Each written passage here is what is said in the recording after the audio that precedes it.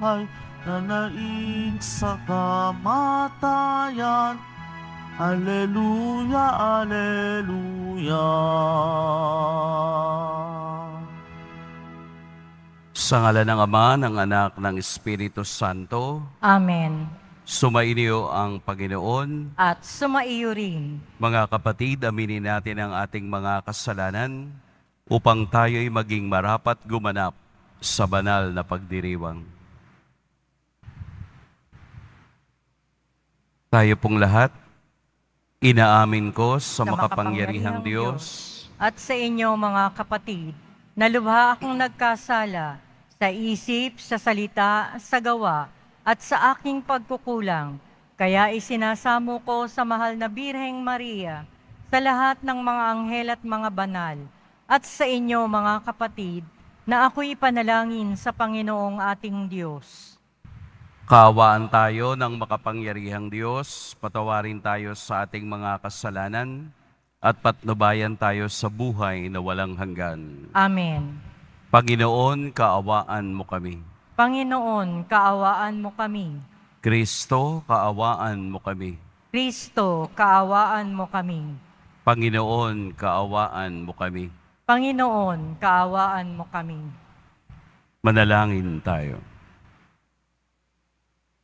Ama naming makapangyarihan, ipagkaloob mong sa aming pagdiriwang sa pagkabuhay ng aming Panginoong nagtagumpay, kami paging dapating makapakinabang sa ligaya ng kaniyang dulot na kaligtasan, ngayong siya'y namamagitan kasama ng Espiritu Santo magpa sa walang hanggan. Amen. Magsiupo muna ang lahat.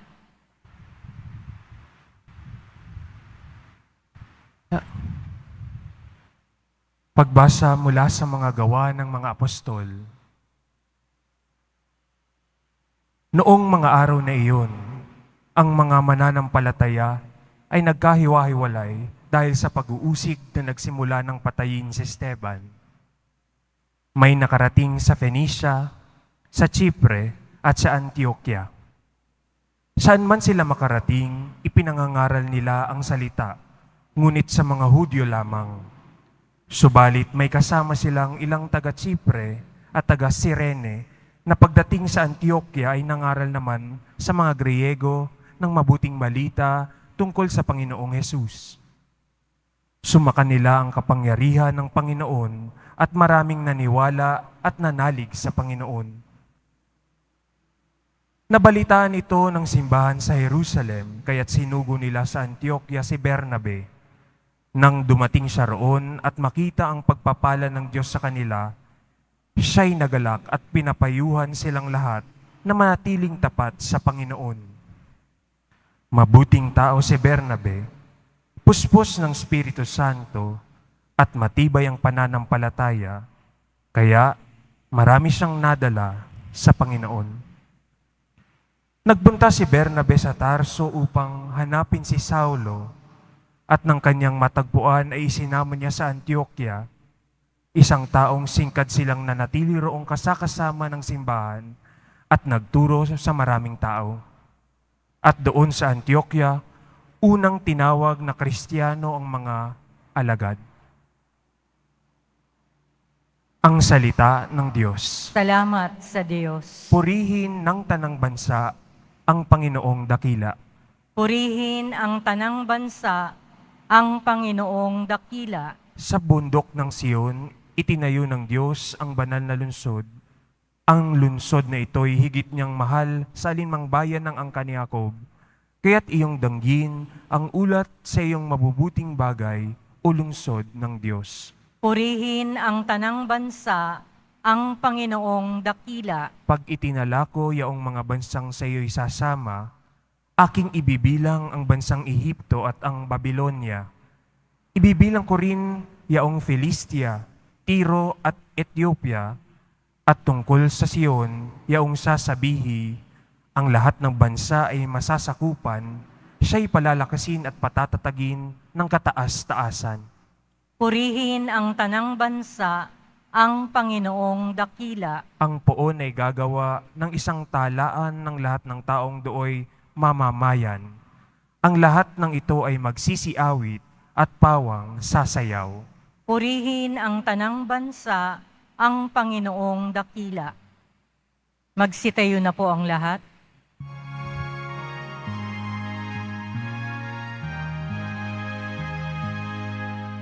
Alleluia, Alleluia, Alleluia, Alleluia.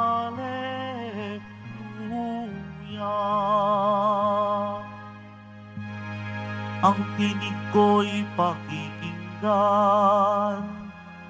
ng kabilang sa aking kawan, ako'y kanilang susundan. Alleluia,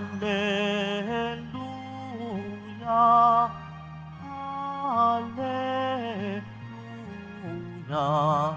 Alleluia, Alleluia.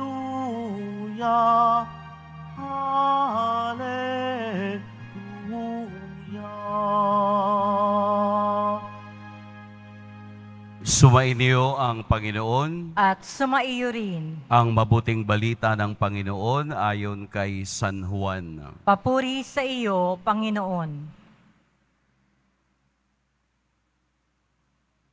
Taglamig na noon, kasalukuyang ipinagdiriwang sa Jerusalem ang pista ng pagtatalaga ng templo. Naglalakad si Jesus sa templo sa portiko ni Solomon. Pinaligiran siya ng mga Hudyo at sinabi sa kanya, "Hanggang kailan mo kami pag-aalinlanganin? Kung ikaw ang Kristo, sabihin mo na ng tiyakan." Sumagot si Jesus, "Sinabi ko na sa inyo, ngunit ayaw ninyong maniwala. Ang mga ginagawa ko sa ngalan ng aking Ama ay nagpapatotoo tungkol sa akin. Ngunit ayaw ninyong maniwala, sapagkat hindi kayo kabilang sa aking mga tupa. Nakikinig sa akin ang aking mga tupa. Nakikilala ko sila at sumusunod sila sa akin. Binibigyan ko sila ng buhay na walang hanggan at kailanmay di sila mapapahamak. Hindi sila maagaw sa akin ninuman. Ang aking Ama na nagbigay sa kanila sa akin ay lalong dakila sa lahat at hindi sila maagaw ninuman sa aking Ama. Ako at ang Ama ay iisa." Mga kapatid, ang mabuting balita ng Panginoon. Pinupuri ka namin, Panginoong Hesukristo. Magsiupo muna tayong lahat. Magandang umaga po sa lahat. Ang Ebanghelyo ay isang usapan ng mga taong nagpipilit na makilala si Jesus. Ito yung mga taong ang level ng isip ay level ng pagiging makasarili. Tinanong nila, "Kung ikaw ang Kristo, sabihin mo na ng tiyakan. Kung ikaw ang Kristo, sabihin mo na ng tiyakan." Ano po ang sagot ni Jesus? "Nasabi ko na, ayaw lang ninyong maniwala." Ang mga taong kahit na nakikinig, pero hindi nakauunawa, ay walang relasyon sa nagsasalita. Si Jesus bilang isang mabuting pastol ay kilala ang tinig ng mga nakikinig sa Kanya. Ito ang mga Hudyo na sobrang tigas ng ulo. Yung nasabi na lahat ni Jesus ang kaniyang ugnayan sa Ama. Nasabi na niya ang kaniyang misyon. Nasabi na niya ang gusto niyang mangyari sa mga taong ayaw maniwala sa Kanya. Pero narito pa rin at pinagpipilitan nilang hanggang kailan mo kami pag-aalinlanganin. Kung ikaw ang Kristo, sabihin mo na ng tiyakan. Taglamig na noon. Doon nag-umpisa ang ating ebanghelyo ngayong umaga. Pagpapakita na ang mga taong ayaw makinig at maniwala ay mga malalamig na tao. Lukewarm. Walang pakialam, walang nauunawaan, walang naiintindihan. Ito ang klase ng taong kausap ni Jesus nung oras na iyon. Ang mga taong ayaw umunawa at ang mga taong ayaw makinig ay ang mga taong malalamig. Maingay po ang mundo. Napakaingay. Dito nga lang sa lugar natin, kung mahina ang ating sound system, wala tayong maririnig na iba kung hindi yung ingay ng sasakyan. Tingnan ninyo kapag Biyernes, di ba ang ingay? Yung ibang tao, hindi mo alam kung excited bang pumasok sa simbahan o excited mamili. Ang ingay. Ang daming mga preacher ngayon, ang iingay. Yun bang kapag nagpapaliwanag ng mga salita ng Diyos, kailangang nagsisisigaw? Yung bang pagsisigaw, yun ba ang nangangahulugan ng katotohanan? Hindi. Nag-iingay lang. Kung tutuusin, para din tong mga trompa na walang laman. Ang ingay ng mundo, ito ang gusto ng mga tagapakinig noon ni Jesus. Sabihin mo na, diretsahin mo na kung sino ka. Nasabi ko na pero hindi kayo nakikinig at hindi kayo nakauunawa. Ang mga taong hiwalay sa Diyos, ang mga taong walang koneksyon sa Diyos, ang mga taong walang relasyon sa Diyos, kahit anong lengguwahe ang gamitin ng Diyos, kahit kailan, hindi niya mauunawaan. Meron nga pong kasabihan, if you cannot understand your friend's words, you will never understand his silence. Yung ang kaibigan mo, hindi mo maunawaan ang mga sinasabi, di lalong hindi mo maunawaan ang kaniyang pananahimik.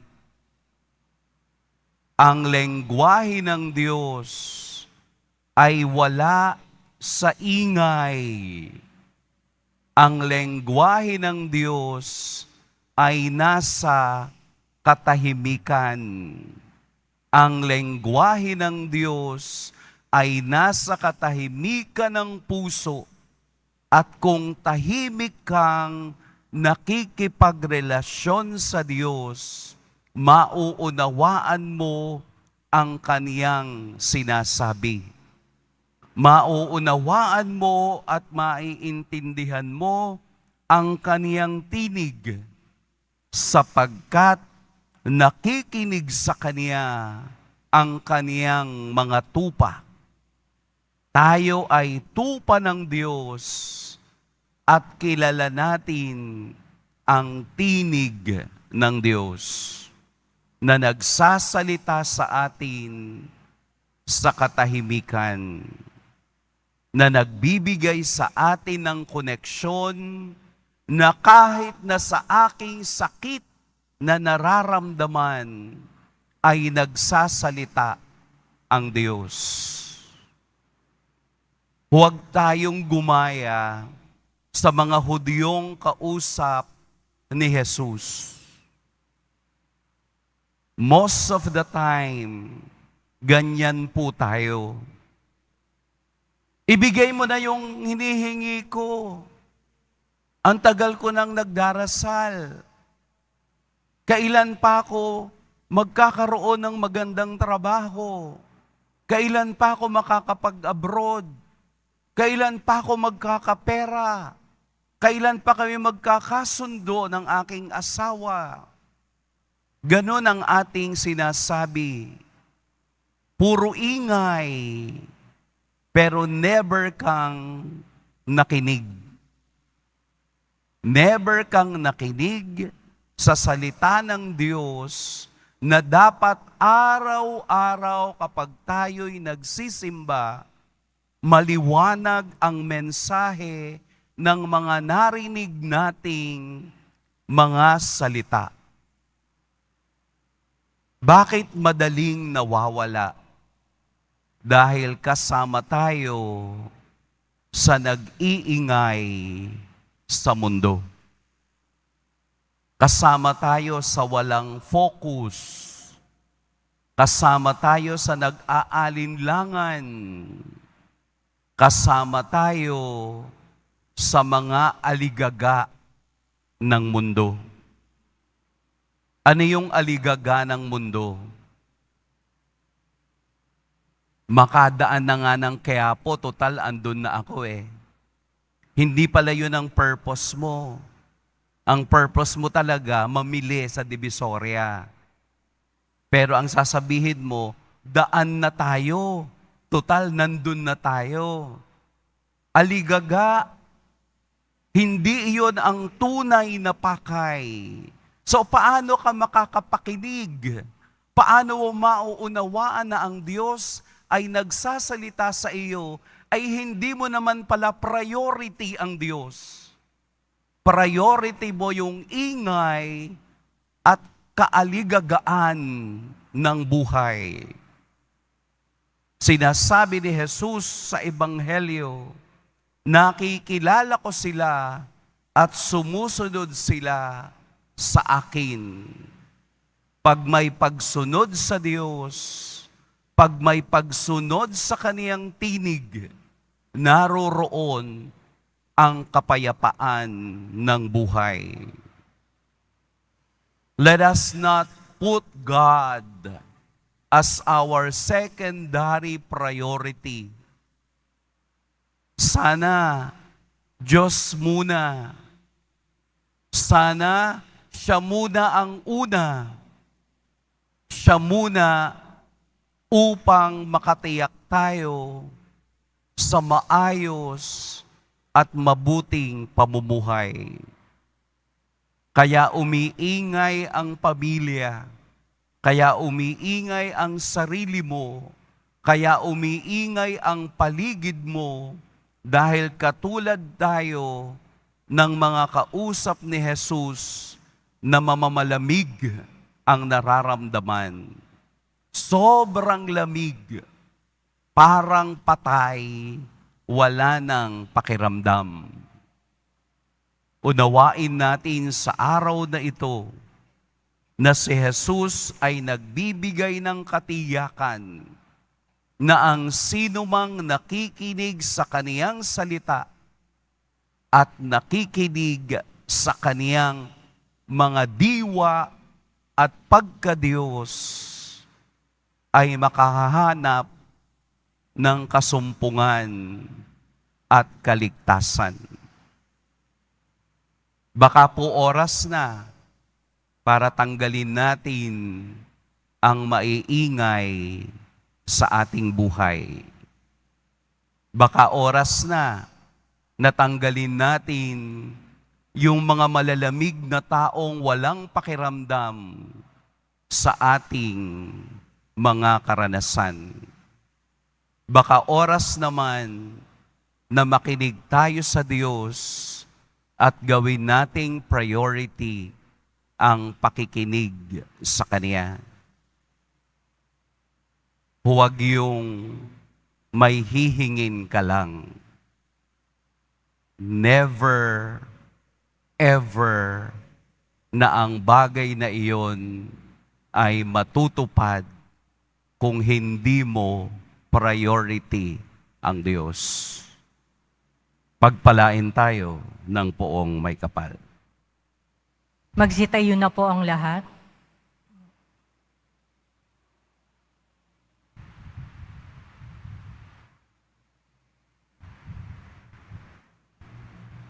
Minamahal kong mga kapatid, pinagkalooban ng Diyos ng buhay na walang hanggan ang mga tupang kabilang sa kaniyang kawan. Manalangin tayo sa Ama, taglay ang pagtitiwala na hindi tayo mawawalay sa kaniyang pangangalaga. Banal na Pastol, panatilihin mo kaming kabilang sa iyong kawan. Banal na Pastol, panatilihin mo kaming kabilang sa iyong kawan.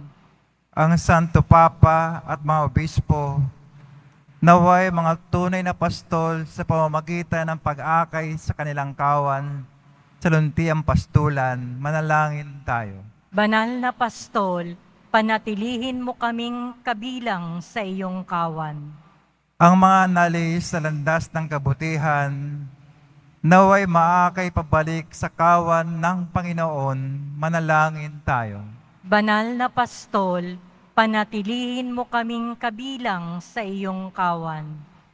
Ang mga kabataan, naway marinig ang tinig ng mabuting pastol na tumatawag sa kanila upang maglingkod sa pamilya ng Diyos sa isang natatanging paraan.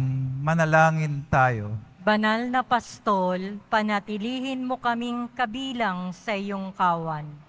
Ang mga may sakit, naway maranasan ang kabutihan ng mabuting pastol sa pamamagitan ng mapagmahal na pangangalaga ng kanilang mga pamilya. Manalangin tayo. Banal na Pastol, panatilihin mo kaming kabilang sa iyong kawan. Ang mga namayapa, naway akay ni Kristo ang mabuting pastol upang sila ay makarating ng ligtas sa tahanang walang hanggan. Manalangin tayo. Banal na Pastol, panatilihin mo kaming kabilang sa iyong kawan. Ama naming nasa langit, dinggin mo ang aming mga panalangin, pagpalain mo ang bawat isa sa amin, sa paraang ikaw ang higit na nakababatid. Hinihiling namin ito sa pamamagitan ni Kristo na aming Panginoon. Amen. Magsiupo ang lahat.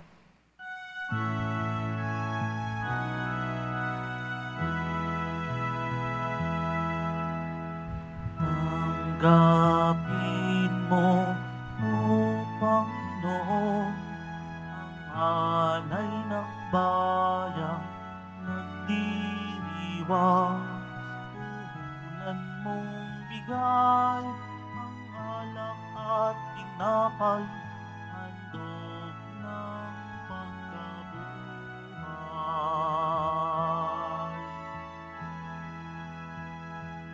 Pinupuri kita, Oo, sapagkat ako'y iniligtas.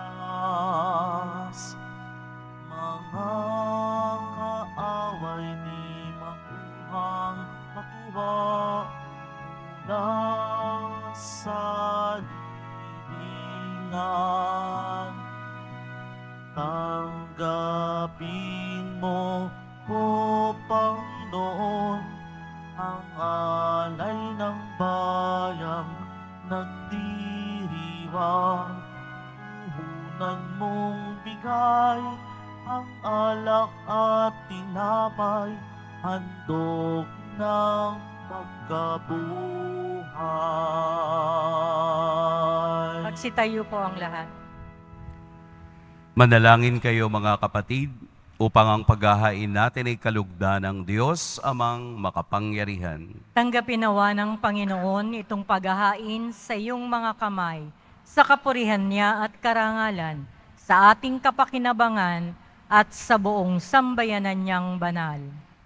Ama naming lumikha, ipagkaloob mong kami ay laging maganak sa pagdiriwang ng Pasko ng pagkabuhay ng iyong anak, upang ang ginagawang patuloy na pagsagip sa amin ay maging sanhi ng aming ligayang walang maliw sa pamamagitan niya kasama ng Espiritu Santo magpa sa walang hanggan. Amen. Sumainyo ang Panginoon. At sumaiyo rin, Itaas sa Diyos ang inyong puso at diwa. itinaas na namin sa Panginoon. Pasalamatan natin ang Panginoong ating Diyos. Marapat na siya ay pasalamatan. Ama naming makapangyarihan, tunay ngang marapat na ikaw ay aming pasalamatan. Ngayong ipinagdiriwang ang paghahain ng Mesiyas, ang maamong tupa na tumubos sa aming lahat. Siya'y talagang maaasahan at ang katapatan niya sa pananagutan ay siyang bumago sa dating pamumuhay sa sangkatauhang namihasa sa pagkasalawahan. Ang dangal ng tao ay ganap na itinampok upang mamana namin sa pakikipagkapatid kay Jesus.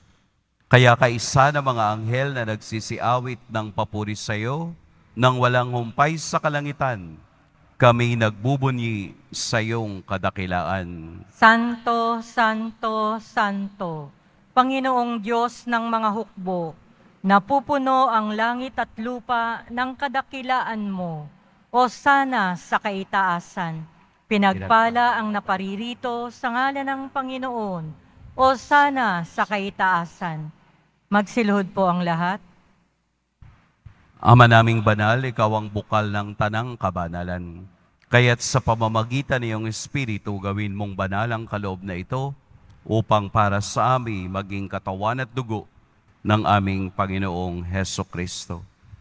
Bago niya pinagtiis ang kusang loob na maging handog, hinawakan niyang tinapay, pinasalamatan kaniya, pinaghati-hati niya iyon, iniabot sa kaniyang mga alagad at sinabi, "Tanggapin ninyong lahat ito at kanin, ito ang aking katawan na ihahandog para sa inyo."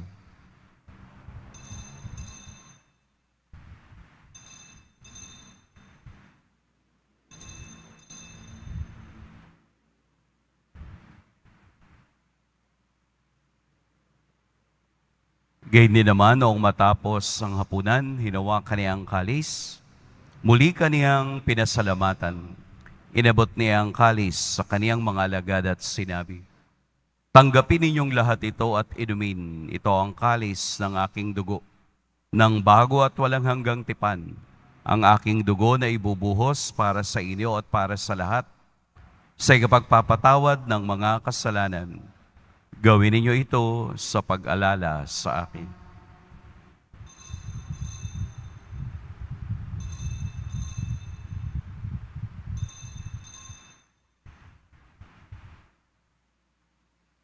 Magsitayo na po ang lahat. Ipagbuni natin ang misteryo ng pananampalataya. Si Kristo'y namatay, si Kristo'y nabuhay, si Kristo'y babalik sa wakas ng panahon.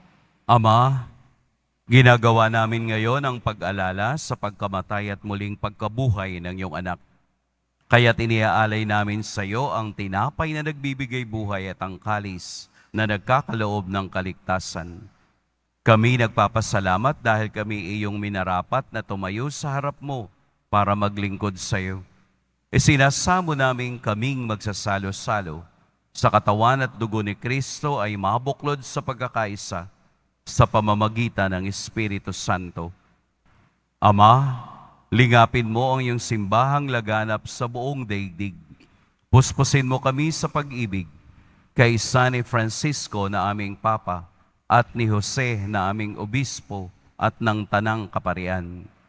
Alalahanin mo rin ang mga kapatid naming nahimlay nang may pag-asang sila'y muling mabubuhay, gayon din ang lahat ng mga pumanaw.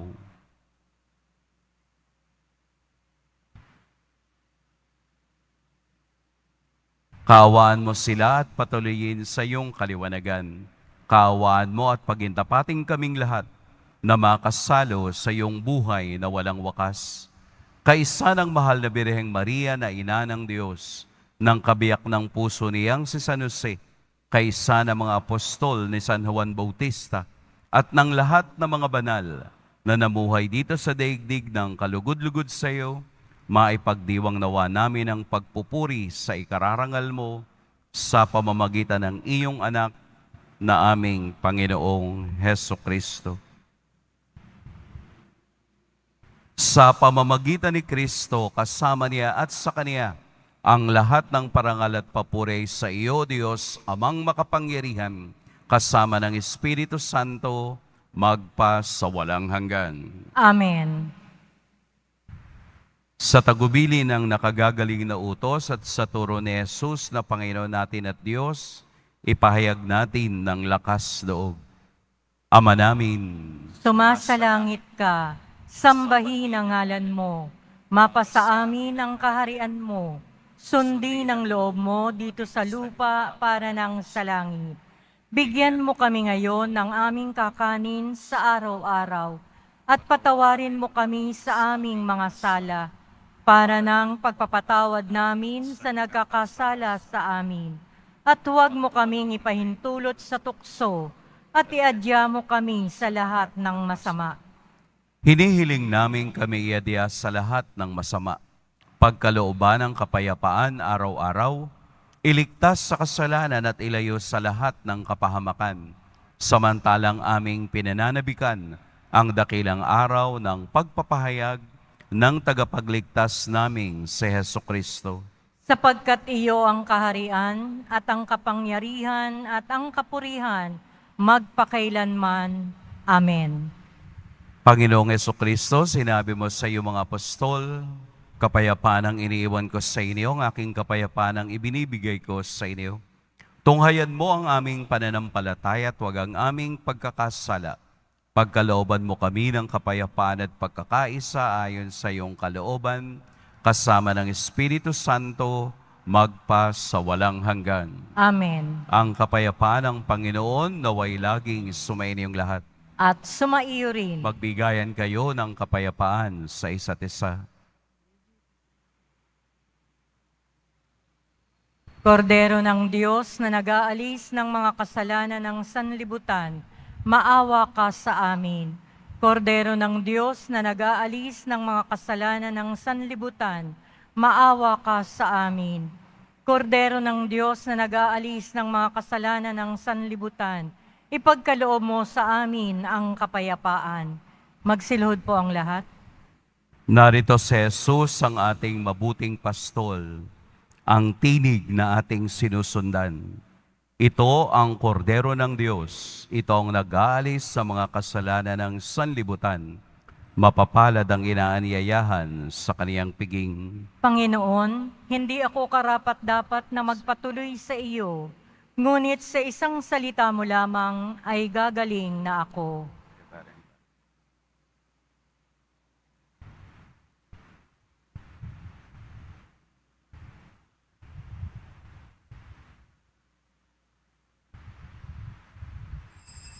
Para sa lahat ng tatanggap ng banal na komunyon, sasagot po tayo ng amen pagkasabi ng pari o ng lay minister ng katawan ni Kristo at isubo agad sa bibig bago umalis sa harapan ng pari o lay minister.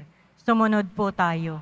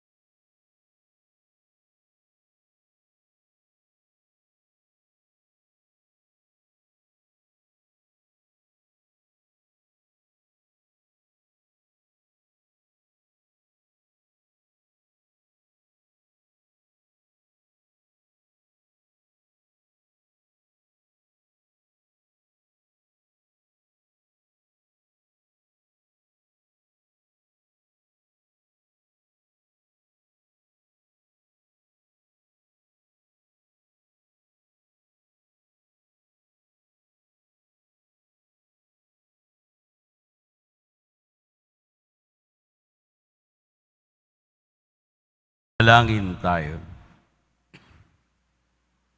Ama naming mapagmahal, ang aming mga pagluhog sa iyo'y pakinggan para sa pagkakamit ng iyong tulong sa amin araw-araw at para sa pagkakaloob ng ligayang walang katapusan na pawang idinudulot ng banal na pakikinabang sa pagdiriwang ng pagpapalitan ng iyong bigay at aming alay sa pamamagitan ni Hesukristo kasama ng Espiritu Santo magpa sa walang hanggan. Amen. Sumainyo ang Panginoon. At sumaiyo rin. Yumuko kayo para sa pagbabasbas.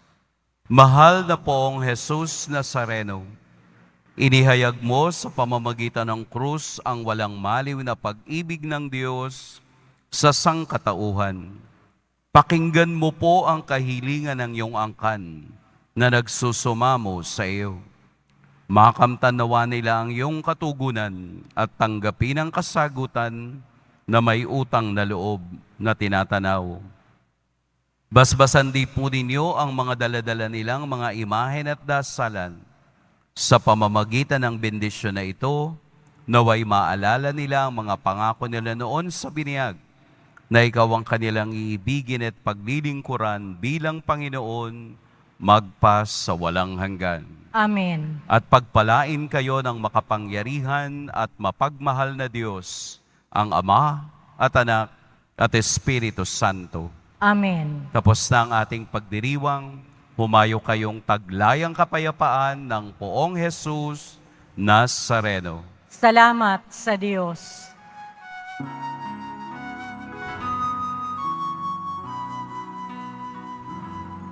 Nuestro Padre Jesus Nazareno, sinasamba ka namin. Pinipintuho ka namin. Aral mo ang aming buhay at kaligtasan. Nuestro Padre Jesus Nazareno, iligtas mo kami sa kasalanan. Ang krus mong kinamatayan ay sagisag ng aming kaligtasan. Nuestro Padre Jesus Nazareno, inarangal ka namin. Nuestro Padre Jesus Nazareno, iniwalhati ka namin. Nuestro Padre Jesus Nazareno, inarangal ka namin. Nuestro Padre Jesus Nazareno, iniwalhati